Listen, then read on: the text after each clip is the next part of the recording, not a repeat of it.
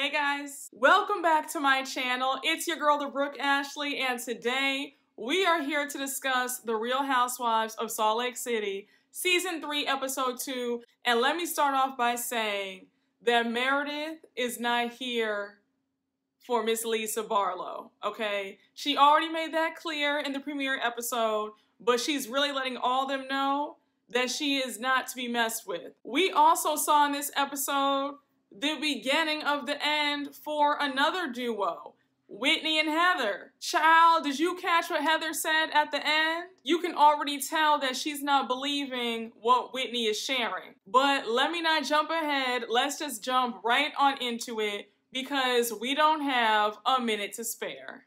We start off this episode with Jen Shah at home. Well, I should say in her new rental. And that's no shade, it's just the truth. But we see her in the kitchen. She has a nice charcuterie tray prepared. She's feeding her dog, and then we see her mom come over. So Jen says in her confessional that ever since all this legal mess happened, she loves when her mom comes over because she provides reassurance and comfort. And then she adds that it's really crazy to hear all this stuff being said about her when she knows that she's innocent. Now, like I said in the last recap, Jen, you finally came clean in July and admit to the court that you knew that what you were doing was wrong. So it's just crazy to me that we're all watching Jen talk about, I'm innocent, I can't believe that folks are saying this about me. And the whole time, you know that you're guilty, and then months later, you finally admit it. Oh, and before I forget, remember how I was telling you guys in last week's recap how it was found out that Jen was borrowing all her furs and a lot of the jewelry, and even her Porsche was borrowed. We all know that both chalets she was in, first and second season, were both rentals. I know a lot of you guys are saying, now, if she scammed millions of dollars, why didn't she own anything? I have a theory, and I meant to say it in last week's recap, but it's on the top of mind now, so I'm going to say it now. I believe that Jen was paranoid about all this money that she had scammed, and because of that, she didn't want to alert the authorities, and that's probably why she was renting and borrowing things. I think she thought, well, if I actually do buy a 10,000 square foot chalet, how am I going to provide proof of income? I think that that was the reason why she didn't want to purchase a home and she wanted to rent. But we see people who scam all the time and they buy houses and they buy cars. So I don't know. That's just my theory. Let me know what you guys think down below as to why didn't Jen buy anything or own any property if she had made millions of dollars from her scams. But the moral of the story is there's truly no peace with stolen money. Because when you steal to get something, you have to always look over your shoulder, and that's no way to live. And I have said it so many times. While I like luxury, I like designer, it is never that deep where I need to go to great lengths to scam and steal. Like, that's crazy to me. I don't even understand how folks feel good with stolen stuff. Like, that always just trips me out. Like, how can you feel good about that? It's not yours. But listen, everybody does not have the same morals or the same viewpoint or the same perspective. So some people, they're okay with wearing stolen products, but not over here. I couldn't imagine. I wouldn't even feel right. So anyhow, Jen and her mom are working on a puzzle. They're just talking.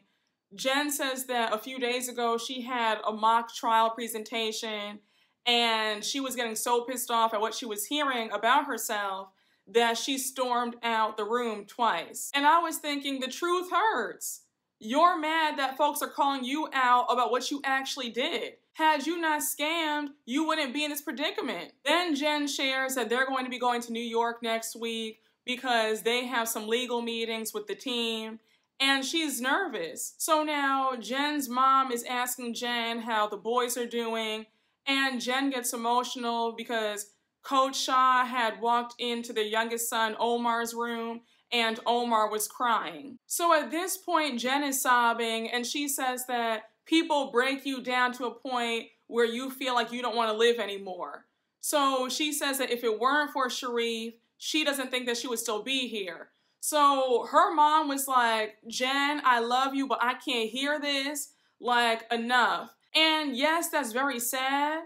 And Lord knows how her sons feel and how Sharif feels. You and your kids and your husband would not be worrying about you doing any jail time had you just been honest from jump and not done this. And also, last season, didn't Jen's mom clean out her entire retirement account of like $1 million to help Jen with her legal fees? Imagine you do all that and now your child admits that they were guilty the whole time. Just a mess.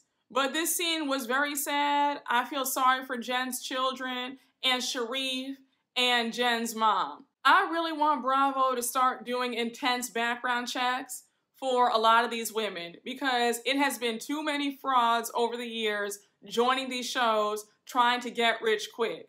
And I'm tired of it. So now we move on to the next scene with Whitney at home and Meredith comes over. Now that charcuterie tray that Whitney had looks so good. And there had to be like 5 different charcuterie trays throughout this episode because they had it in the first scene with Jen, then with Whitney, then we see another one later on when they were in Arizona. My mouth was watering, okay?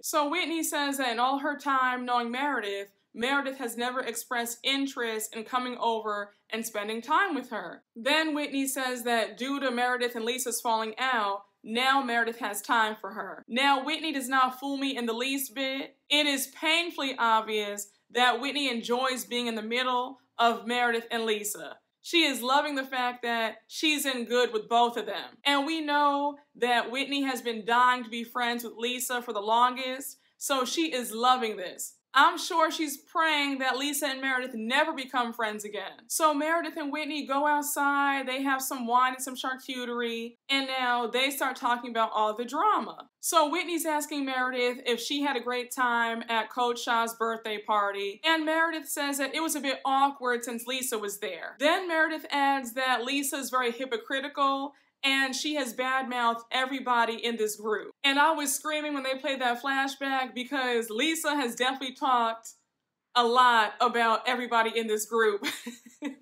So Meredith brings up the rumors about Lisa in a very roundabout way, and she says, "Why are you so eager to put other people down when there are a whole bunch of rumors flying around about you?" So we know that Whitney is messy as anything, and she's like, "Oh, well, what have you heard?"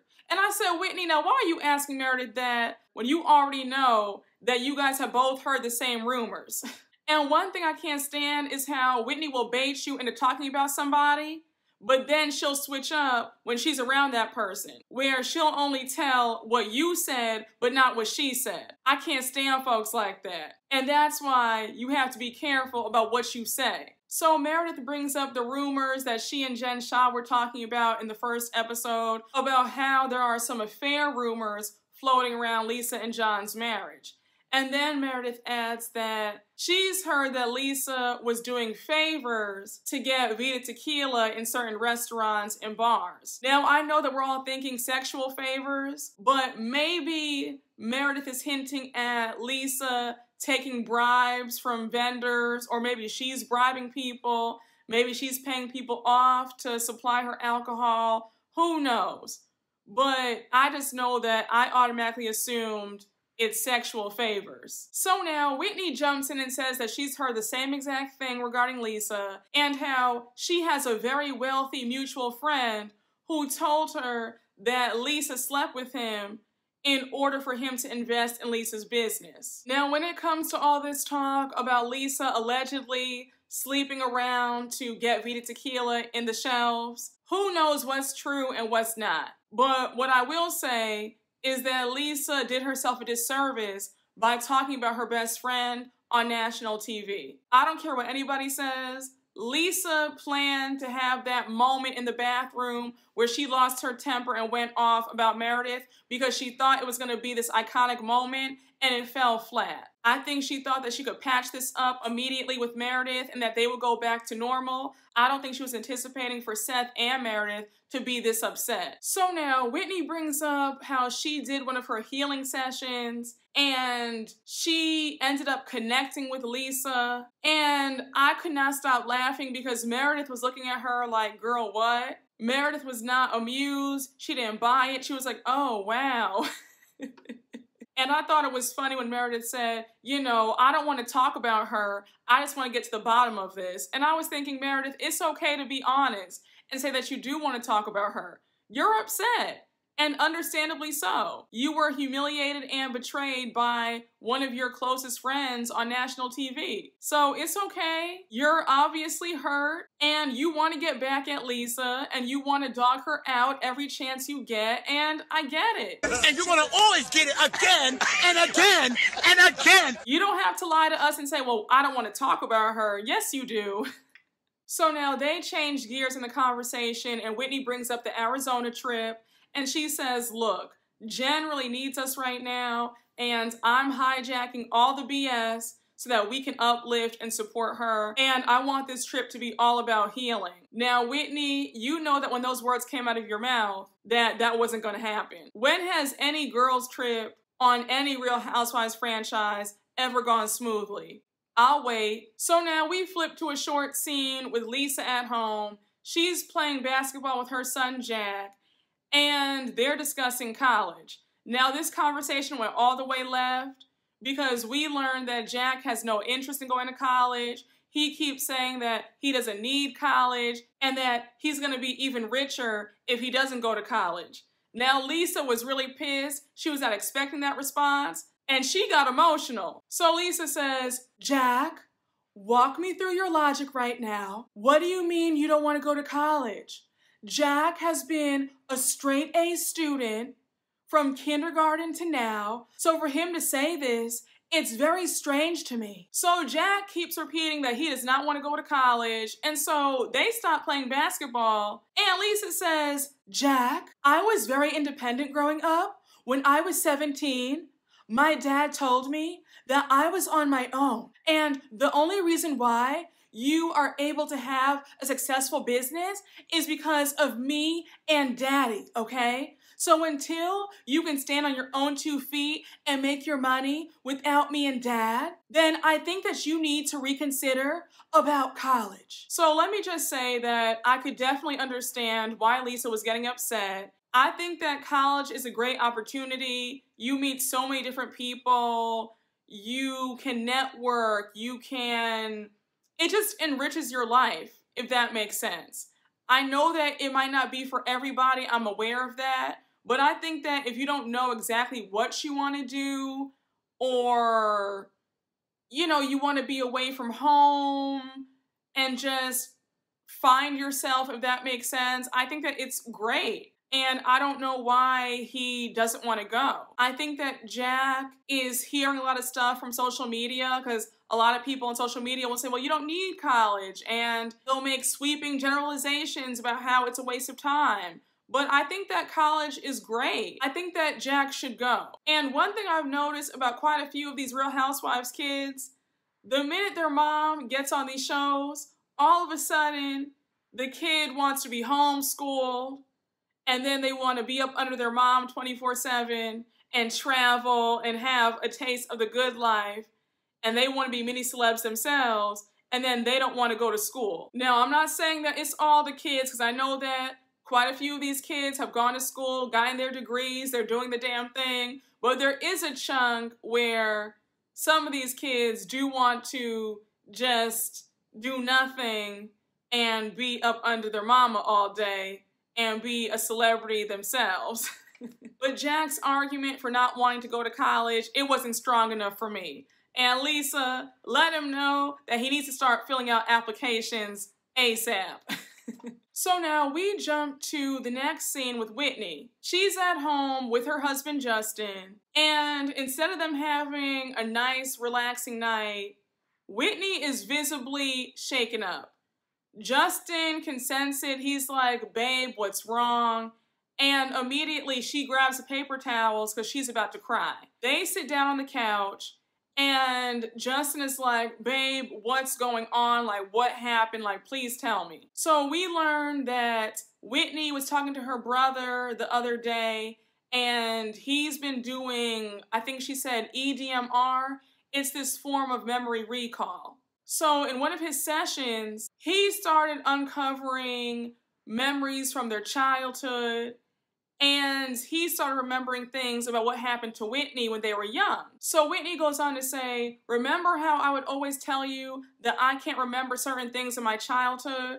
Well, Will told me that through his EDMR sessions, he remembered that I was abused during our childhood. So we learned that Whitney blocked out a lot of her memories and she had to rely on other family members to tell her what happened. So at this point, Whitney is sobbing, and she goes on to say that ever since her brother Will told her what happened, now all the memories have come up and she's reliving all of this again. And think about how painful that is to now relive memories that you have suppressed for over 15, 20 years. So now Whitney says that when she was doing one of her healing sessions the other day with Megan, when they saged the house, Megan told her that she had all these demons in every single bathroom. So at this point, Whitney starts sobbing and she says, it's just so effed up, I don't even want to talk about it right now. Now, when Whitney said that, is it correct of me to assume that something happened to Whitney in a bathroom when she was younger? That's the connection that I made when she said that, because remember, Whitney was so upset that she wasn't really saying what really happened. So now Whitney says that she's scared to talk about what happened to her, and now she's just crying.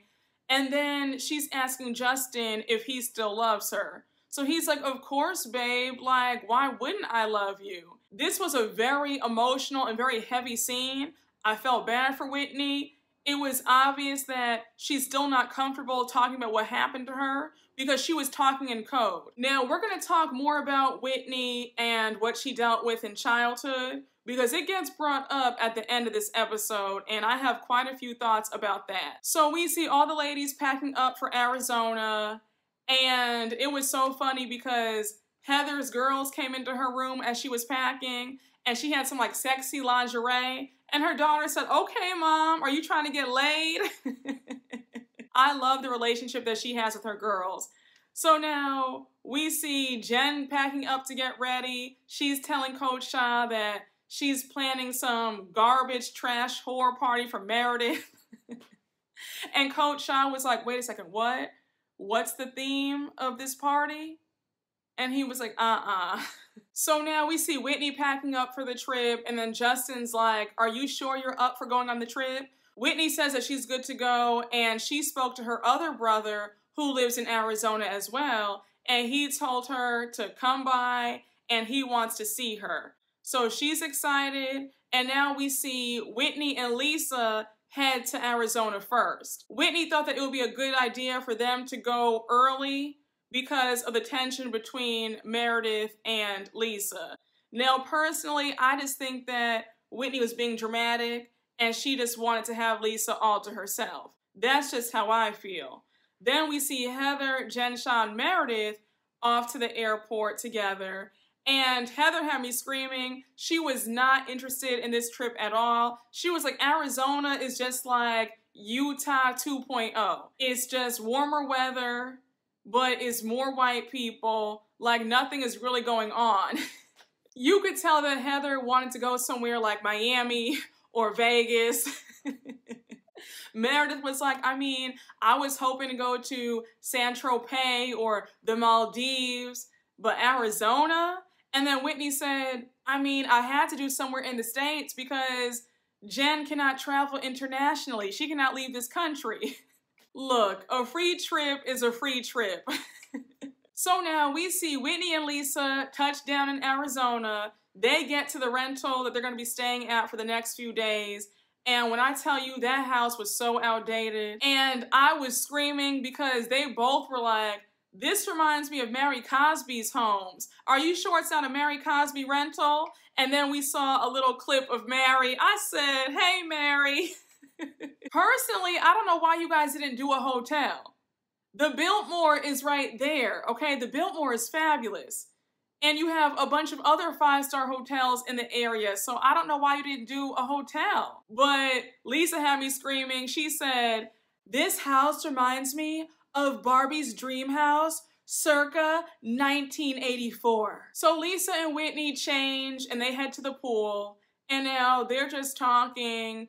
Whitney brings up that she's been on a healing journey, and how she's uncovered some trauma from her childhood. So she goes on to say that she's not ready to discuss this just yet. And now Lisa brings up some of her trauma. So she says, Whitney, you know when you say that you block things out? Well, me and my sisters were talking on the phone the other day, and it just made me realize that my parents were kids raising little kids. Like, I was the middle child, and I was getting 3 other kids ready for school while my parents went to work. When I went to college, my dad was only 39.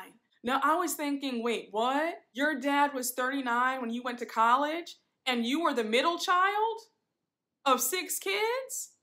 I was like, when did her dad start having kids? When he was like what, 16, 17? Am I doing the math funny? But I was like, wow. That definitely caught me off guard. Was anybody else surprised? Because I was like, wait, what?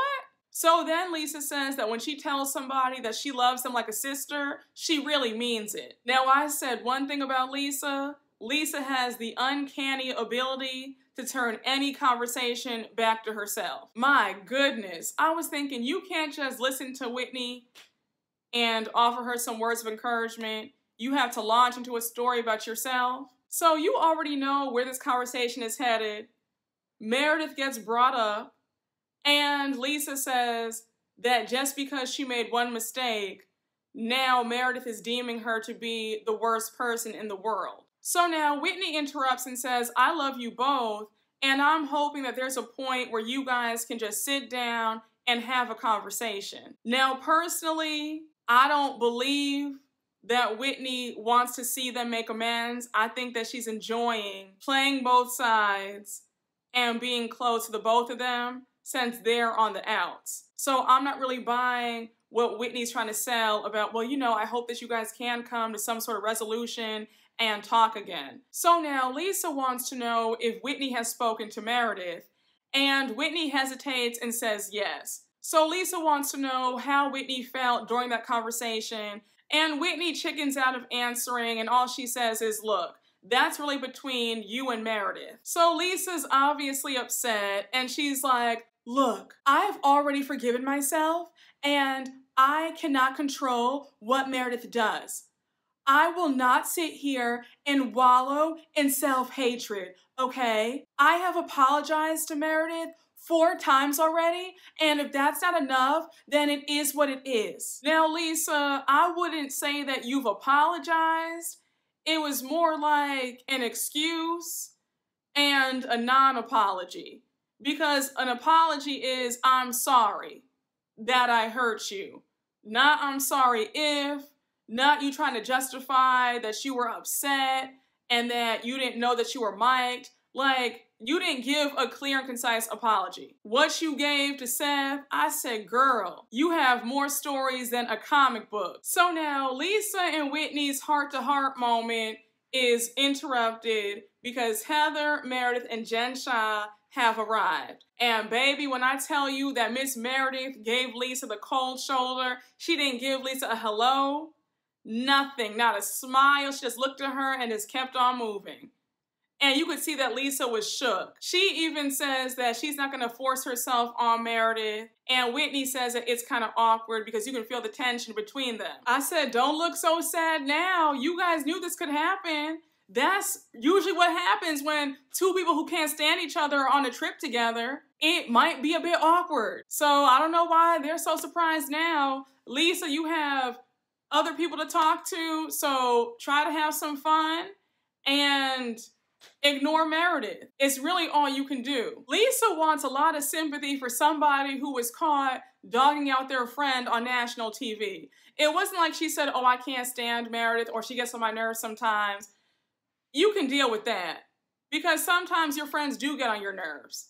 But somebody's coming for your character, saying that you cheat on your husband, you're a whore, you are broke, you're always moving around because you can't afford to buy a home. Let's use our brains here. The probability of us remaining friends after that, highly unlikely. So Lisa can't be so confused or so upset as to why Meredith really has it out for her. So now they all go inside to start picking out their rooms, and before they do that, they're in the kitchen and Whitney's like, oh, by the way, I have a shaman coming later on tonight since this trip is all about healing. So now Jen interjects and she's like, I just want to say thank you guys for all the love and the support. It really means a lot to me. So Jen starts crying and she says that she needs all of them and all their love more than ever. So they're all comforting her, and now it's time for them all to pick out their rooms. Now, because Jen is really going through it,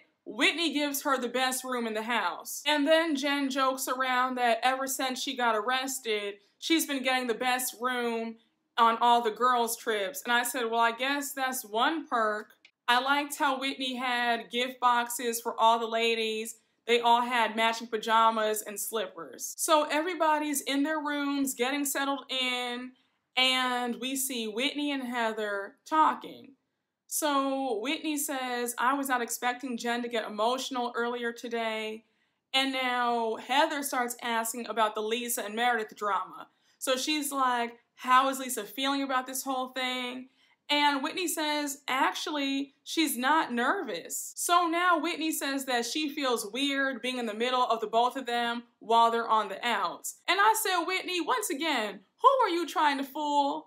Us or yourself? Because from where I'm sitting, I can see that you like being in the middle of Lisa and Meredith. I'm just saying. So now Whitney brings up the rumors that Meredith told her when she was at her house the other day. So Heather is smiling from ear to ear. She's like, oh my gosh, wait. Meredith confided in you about rumors about Lisa? Are you serious right now? And I'm thinking, y'all two are just so messy. Like, y'all really love the drama. But then you guys want to act so sweet and innocent while stirring it up in the background. So Whitney brings up the rumors about Lisa having an affair. And I was thinking, Whitney, now make sure you tell Heather what you said because you were gladly participating in this conversation too. You had some tea about your wealthy mutual friend who Lisa allegedly slept with to get Vita tequila on the shelves, okay? Don't forget that part. So now Whitney brings up the alleged sexual favors that Lisa's performing to get Vita tequila on the shelves. Heather starts laughing and she's like, wait, what? Is she servicing bartenders? Like, what's going on right now? So Heather's getting a kick out of all this.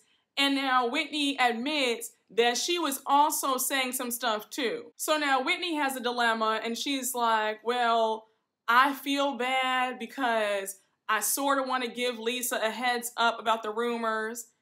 And I said, now Whitney, if you want any type of peace on this trip, you will keep your mouth shut until you guys go back to Utah. You have said it 5 million times that you came on this trip to heal and to be there for Jen and lift her spirits. And even Heather was like, girl, it's a girl's trip. This is not the time or the place for you to give her a heads up about anything. Keep your mouth shut. So now it's time for the healing exercise. The shaman has arrived, and now all the ladies minus Meredith go outside.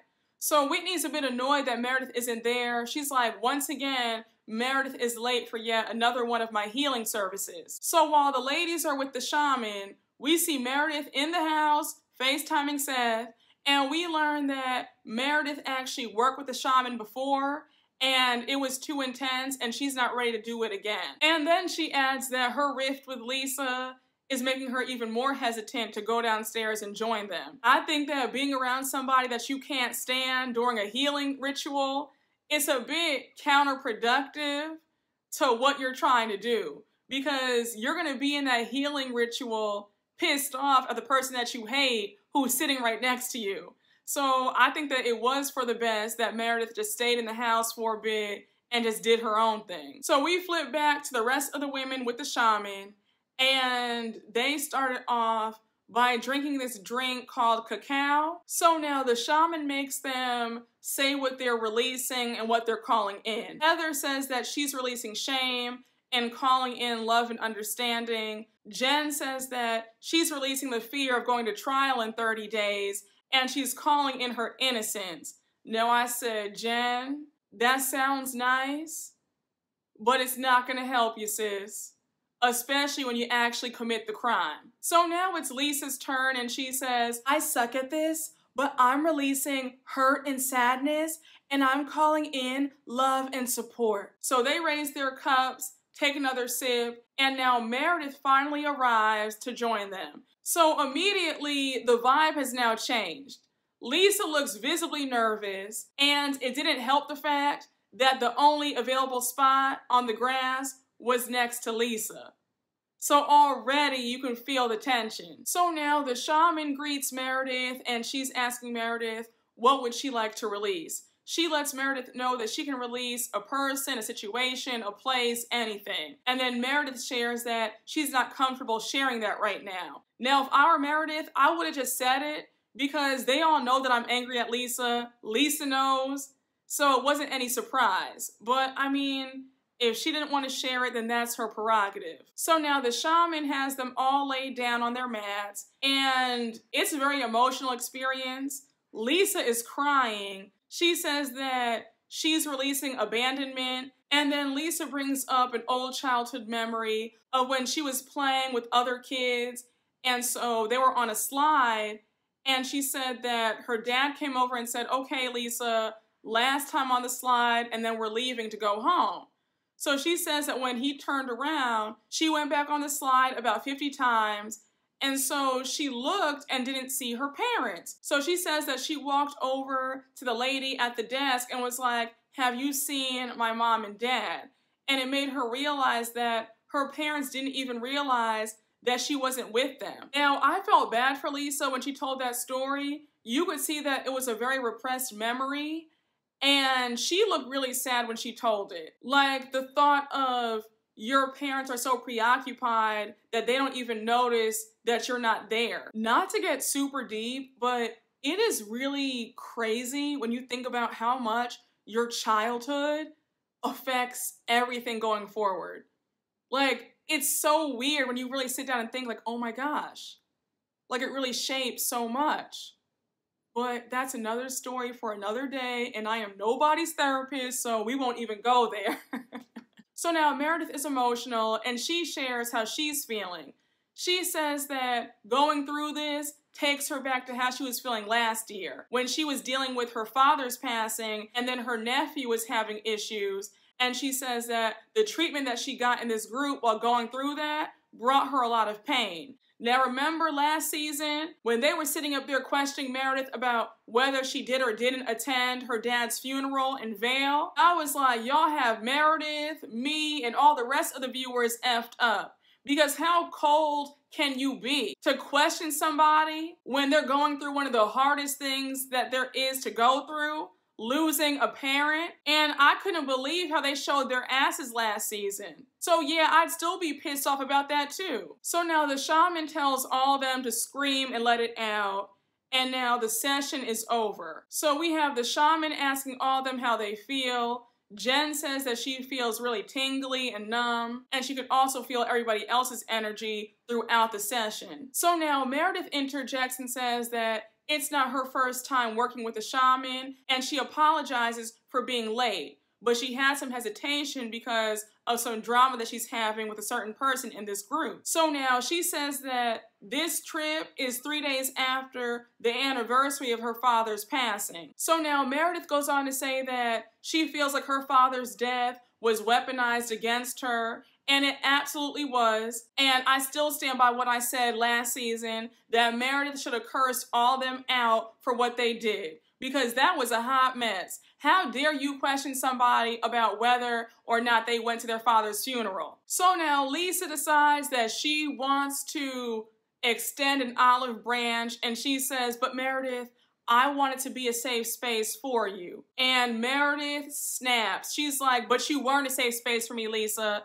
And now Lisa gets upset and she walks back into the house.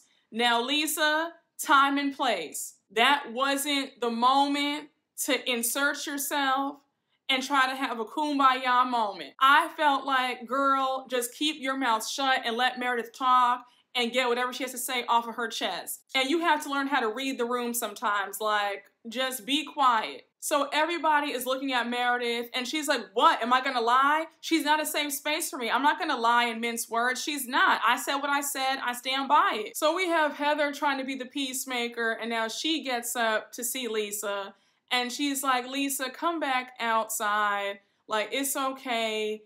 You were doing a good thing. I get it, but just don't let that get you upset. Come back and join us for dinner. So now Lisa comes back and we see them all at the table. And that food looked good, but I was like, is the salad and the charcuterie tray all that they're having for dinner? Because I need some meat and potatoes. Like, I am a steak and potatoes girl. Let me stop exaggerating, because one of you guys asked me on one of my lives, like, Brooke, do you really eat a whole lot? So here's my thing. I keep it real cute on the weekdays. Like, it's all about moderation, but on the weekends, that's my time. So I would have been just fine with the caprese salad and the charcuterie. So now Meredith starts off the conversation and she's asking everybody, what did they release? Because remember, she came to the exercise late. So Jen says, I released my fear of going to trial and I've just been so nervous about it. And then she tells a story about how a few months ago, she left the house at like 3 a.m. to visit her dad's grave. And Sharif was calling her like, where are you? And so she blocked him. And I was thinking, Jen, that is not safe at all. Like, don't block your husband, especially if you want to leave the house in the middle of the night. Like, girl, what? God forbid something happened to you. Like, that's very scary. And then Jen shares that she's really nervous because every time that phone rings, she never knows what's going to be said. And then she adds that she's on edge 100% of the time. And I'm thinking, if this is not a telltale sign to do things the right way and not scam or lie or cheat, then I don't know what is. It's sad, but at the same time, this all could have been avoided. You didn't have to scam anybody. So now Whitney shares about what she's been going through, and she says that she's been going on a healing journey, and she shares with all of them that from the ages of 9 to 17, she can't remember what happened during that time. So she says that she blocked out those memories because she was abused. Child, when I tell you, Heather's face in this moment, Heather looked up and was like, wait, what? Are you saying that this happened to you? And that's where the episode ends. I got the impression that Heather thinks that Whitney is lying and she's confused as to where this is all coming from. And I think that because Heather is not buying this story, that this is going to cause the rift between her and Whitney. But I will say this. I am hoping and praying that Whitney would not make this up or try to exaggerate for a storyline. That's very low. Because again, Whitney, there will be a lot of backlash on your end if it's found out that you're making this up. But I think that Heather hearing that she blocked out all these memories from 9 to 17, I think that Heather is looking in confusion like, huh? Come again? Now, was that the impression that you guys got about Heather's facial expression and her questioning Whitney? Let me know. But y'all, another good episode. SLC is really coming in strong. I'm happy about it. And thank you guys so much for watching. I hope you all enjoyed, and you already know what to do. Please make sure to like, comment, and subscribe, and I will see you all later. Bye.